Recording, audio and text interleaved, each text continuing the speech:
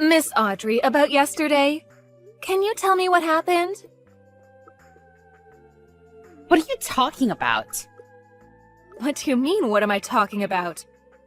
Of course, I'm talking about the car. Oh, the car! Oh, I wanted to borrow it next Monday too. Is that alright? Of course that's not all right. What are you talking about? My husband also said don't ever let her have the car again. How did you manage to make it into that condition? Was it really that bad though? I feel like you're being a little too sensitive. That's not the problem here. The rear seats were all covered in mud. It looks like you scratched it too. How could you try to return it in that condition? Huh? Of course I did!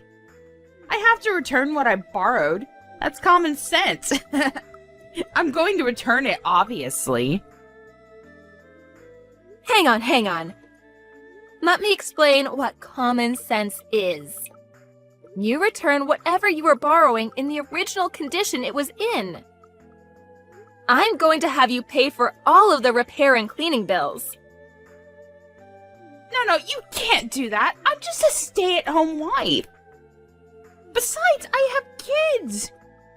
Just because the interior of the car is a little dirty doesn't mean that much, does it? It was just a little dirty, though. You just said you were going on a picnic, but where did you go hiking? The deep woods? There were literally bits of pine all over the car inside and out. How do you explain all of that? Oh, well, we did go to a place with a lot of nature. And it kind of makes sense why that would happen. But I really can't pay this time, just so you know. I'm not like you, Elsa. I'm just a stay-at-home wife. That's not going to pass as an excuse, just so you know. I'm going to have my husband reach out to your husband. He's going to know about what happened. Hang on. How does my husband have anything to do with anything? I just borrowed the car, seriously. If you bring him into it, it's just gonna make things annoying. Please don't. Okay, then pay up. I'll take you the invoices today. Ugh, I can't do that. Anyway, I'll be needing it next Monday. I'll have to borrow it all day. I hope you can have it fixed by then. I'm not lending you it again! You're seriously not going to pay us, huh? Nope, I'm not going to. It's not like I don't want to pay you. I literally can't pay you. Can't be helped, right? Ugh, and you're starting to get on my nerves. Old lady. Old lady? I'm literally only a year older than you. You definitely look at least 10 years older than I do. And don't you dare look down on me. I don't really care about stuff like that anymore. So let me get this straight. You completely trashed our car to the point where it needed repairs, but you have no intention of paying, is that correct? Look at you being all bossy. Yeah, that's a pretty good summary. When you lent it to me, it was basically your fault anyway. You're lending it to me. You should have predicted that kind of situation would come up. You never know what's going to happen. No one ever knows what's going to happen. I told you beforehand, didn't I? I said I didn't want to loan you my car. But if you needed to use it because you had to get a car, then you had to make sure you'd return it in its original condition. What? I don't remember you ever saying such a thing. Did I really say that? Stop messing around with me. If that's the attitude you want to have, we also have our own options that we can pursue. What? You're scaring me. What are your options? You said you were going on a picnic. You went with your friends, right? Yeah, sure. What does that have to do with anything? Why didn't you use your own car? Or maybe one of your friends' cars? Our car is tiny. It's not really designed for picnics. So I figured that your car was perfect for the occasion. Really? Does your husband know about this? About what? That I borrowed the car? Of course he knows about it. I told him after the fact, but I did make sure to tell him. No, not about that. Huh? About who you went picnicking with. The fact that it was a man. How do you know? Did I say that it was a man? Is that person your friend or something, Audrey? That person who? Did you see us somewhere? I did see you two. I'm pretty sure that it was your neighbor's husband too, right? You saw our faces too? You're wrong, though. It was just someone that kind of looks like him. I thought they kind of looked similar too. I know for a fact that he's not a stranger. There's no way I would make that kind of mistake. I've seen that same man wearing the exact same clothes before. You're checking his clothes too? You're really detailed, huh? Yeah, you're right.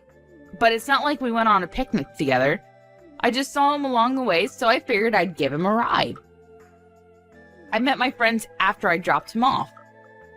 There's no problems there, right? Where did you even see us, though? Other friends? I didn't notice you being with any other friends. I said they came later on. That's why when you saw me with the neighbor's husband, then later on, my friend showed up. Yeah, that's not possible. Huh? Why not? It's literally impossible. That man was the only person that rode in the car. What are you saying? That car has a drive recorder. Huh? That thing isn't a fake? No, of course it's not a fake. I don't normally look over the footage, but the car was in such bad condition when it was returned, I had to look over the content. It caught all your audio, too. You're lying. What are you talking about? I know why you did that. How you were able to make that car that dirty. I know exactly what happened. If you did that while you drove, it would scrape the car against the guardrail, too. Miss Elsa, I'm so sorry. Please delete the footage for me. There really is no picnicking at all. You really went to the mountainside. To do what, exactly? You even took your 3-year-old daughter with you. How could you do that? I'm sure the crap in the back seat was from when your daughter came back into the back seat with all the mud. If she was left alone for 3 hours, I'm sure she'd get pretty dang bored too. I'm sorry. I didn't have any bad intentions. I just didn't have any time to clean up. Can you keep this between us and not tell my husband? I'll pay for the damages, I swear. I'll pay for the cleaning and repairs. I'll even pay a little extra. Is that all right? You're definitely going to be paying for damages. Actually, the fact that you were doing something kids shouldn't be seeing, using a neighbor's vehicle, makes me never want to touch the car again. So you'll be buying the car outright. What are you talking about? You know I can't do that. I don't even have that kind of savings. I've only got like $2,000 left. What do you want me to do? If you're going to be in that much trouble, why did you go out of the way to borrow my car? Well, if I use our car, there will be evidence left behind. And if someone saw the neighbor getting into my car with my daughter, everyone would know immediately what was going on. I figured if it was your car, it would be difficult for people to catch on. You're being super calculated about that kind of thing. Your stuff is all premeditated.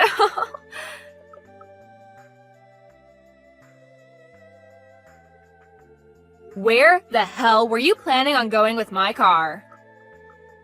I'm sorry. You don't have to lend me your car anymore. I'll pay for the repair damages, I swear. It's too late for that. What do you mean it's too late? If you had apologized when I asked about it a second ago, I probably wouldn't have gone this far, but I already invited her over to my house. She's heading over now. Huh? His wife? Why? You should know the answer to that question. Your partner that you're having an affair with is one of my friend's husband. I didn't know you two got along that well at all. My oldest son was in the same class. They've always gotten along. She kept asking me about what was really going on with her husband because he was acting weird recently. I'm glad that I was able to help her out. Now she'll know why that is. Hang on a second. We're technically sister-in-laws, right? We're relatives. You're going to take your friend over your relative? I don't think you treat me as a relative. You literally just use me to get with your affair partner. I don't want you to be complaining now. That's not true. I totally respect and admire you. You're seriously too late now. I don't care what you have to say about any of that. Whatever, you're going to buy the car completely. And whether you're getting a divorce or not, I'm sure there's going to be some people asking for damages. Damages? Divorce? Just because of this one time? You know, based off of your conversation you were having in the car, I really don't think it was just this once. I forgot that the audio was also recorded. Just give up, seriously. I already had my husband reach out to him too. As soon as work is over, he's gonna be coming over to my house. If you want to come over too, you're more than welcome to come. You can explain it all yourself.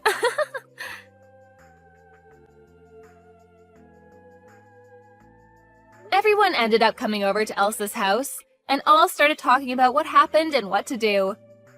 The cheater's wife seemed to have known that something was going on, but Audrey's husband seemed to have not known about any of this at all. So he was pretty shocked about the whole thing. They're all talking about divorce right now, but it seems like the damages is going to be a very expensive price.